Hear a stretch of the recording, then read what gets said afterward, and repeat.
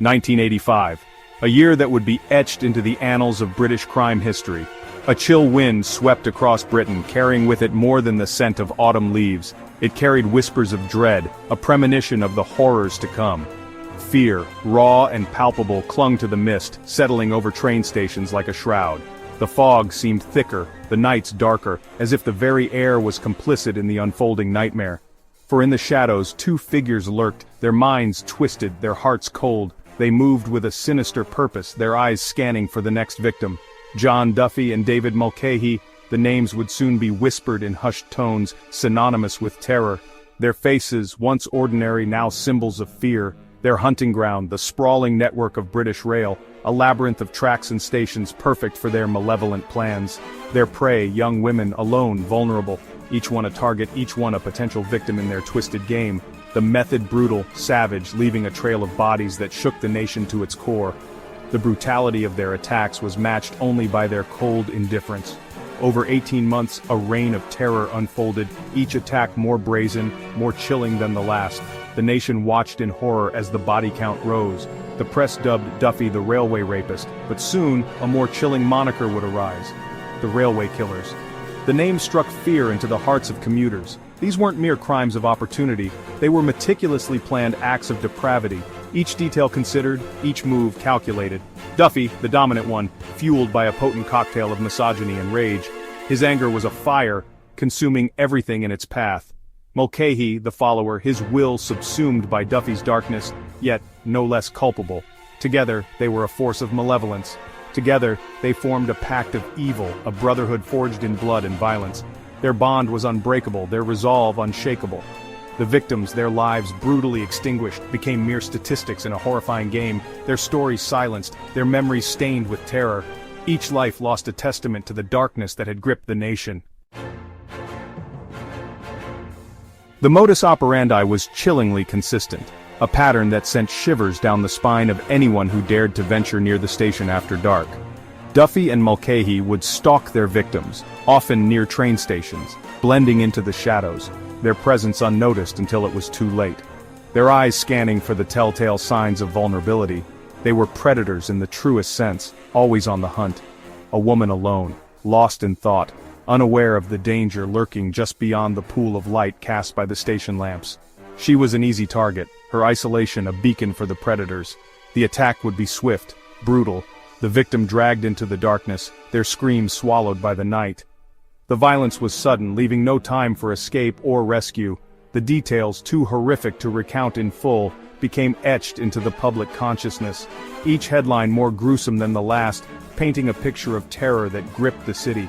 The use of ligatures, the frenzied violence, the chilling lack of remorse. These were not just crimes, they were acts of pure evil, leaving a trail of devastation in their wake. Each new attack sent shockwaves through communities, turning everyday spaces into landscapes of fear. Train stations, once bustling with life, now felt like haunted grounds. Women, once confident and independent, now looked over their shoulders, gripped their keys tighter, avoided walking alone at night. The sense of security they once felt was shattered. The very fabric of society seemed to fray at the edges, trust eroded by the knowledge that such evil could lurk in the most mundane of places. The fear was palpable, a constant reminder of the darkness that could strike at any moment. The victims came from all walks of life, united only by their tragic fate. Alison Day, a young schoolgirl, snatched away while walking her dog. Marcia Tambizer, a Dutch tourist, her dreams of exploring a new country turned into a nightmare. Anne Locke, a newlywed, her life cut tragically short, just as it was beginning. Each victim, a stark reminder of the human cost of Duffy and Mulcahy's depravity. Their stories, though silenced by violence, echoed through the void left behind. Families shattered, lives irrevocably altered, forced to navigate a new reality defined by grief and loss. The fear that had gripped the nation was most keenly felt by those who had lost loved ones, the constant reminder that monsters walked among them, their faces hidden, their motives unclear. As the body count rose, so too did the pressure on the police.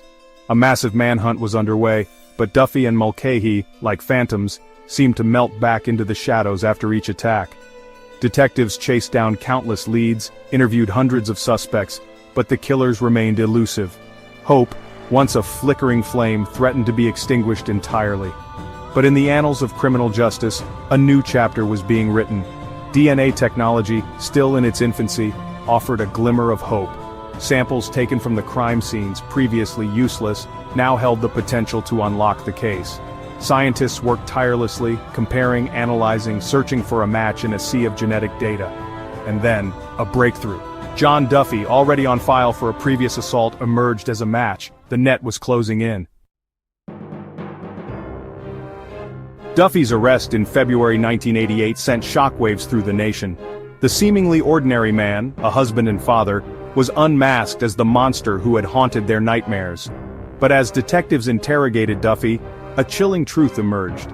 He hadn't acted alone. His accomplice, he claimed, was David Mulcahy, a name that sent a fresh wave of fear and revulsion through the country.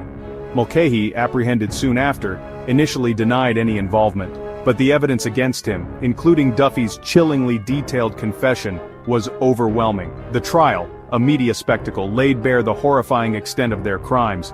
The nation listened, aghast, as the details of each attack were recounted, the victims' stories given voice at last. The guilty verdict, a foregone conclusion, brought with it a sense of relief, but not closure. Duffy, deemed the mastermind, was sentenced to life imprisonment. Mulcahy, the willing participant in the depths of human depravity, received a 30-year sentence. Justice, in the eyes of the law, had been served. But for the families of the victims, the scars of Duffy and Mulcahy's crimes ran deep, a constant reminder of their loss. The knowledge that the two men responsible for so much pain were behind bars brought a measure of solace, but it could not erase the trauma they had inflicted. The families were left to pick up the pieces of their shattered lives, forever haunted by the knowledge of what had been taken from them. The justice system had spoken, but true peace remained elusive.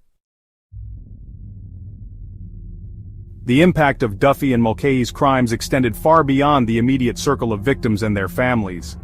The case cast a long shadow over Britain, leaving an indelible mark on the national psyche. The railway network, once a symbol of progress and connectivity, became synonymous with vulnerability and fear. Women in particular felt the weight of this fear, their freedom curtailed, their sense of security shattered. Even today, decades later, the echoes of their crimes can be felt. The case serves as a stark reminder of the darkness that can lurk beneath the surface of seemingly ordinary lives. It highlights the vulnerability of individuals and the fragility of life itself. But it also underscores the importance of resilience, of community, and of the unwavering pursuit of justice, no matter how long or arduous the path. Certain places retain a chilling resonance, forever linked to the tragedies that unfolded within their boundaries. The train stations where Duffy and Mulcahy stalked their victims, the quiet paths where their crimes took place, these locations became imbued with a haunting significance. For those who lived and worked nearby, it was a constant reminder of the darkness that had touched their lives. But beyond the physical scars on the landscape, there were deeper, invisible wounds. The psychological impact of Duffy and Mulcahy's crimes was profound and far-reaching. The fear they instilled, the sense of vulnerability they engendered, lingered long after their capture. It was a collective trauma that forced society to confront its own vulnerabilities, to question its assumptions about safety and security. The story of John Duffy and David Mulcahy is a tragic one, filled with darkness and despair, a testament to the depths of human cruelty and the enduring power of fear. Their actions left an indelible mark on the community. It is a story of lives cut short, dreams shattered, and futures stolen away in an instant. Of families forever marked by loss, struggling to find a way to move forward amidst the pain, and of a community grappling with the aftermath of unspeakable acts. The scars left behind are deep and lasting. But it is also a story of resilience, of people coming together to support one another, of the courage of those who sought justice, tirelessly working to bring the perpetrators to account, and of the enduring power of hope. In the face of such darkness, the light of hope shines even brighter. The legacy of Duffy and Mulcahy is a complex one. It serves as a stark reminder of the importance of vigilance, of protecting the vulnerable, and of never forgetting the victims. Their stories must be told and retold, so that we may learn and grow, and of never forgetting the victims.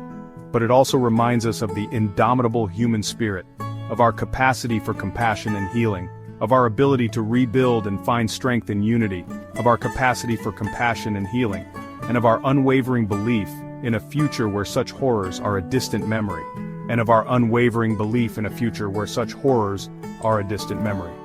Together, we can create a world where hope triumphs over fear,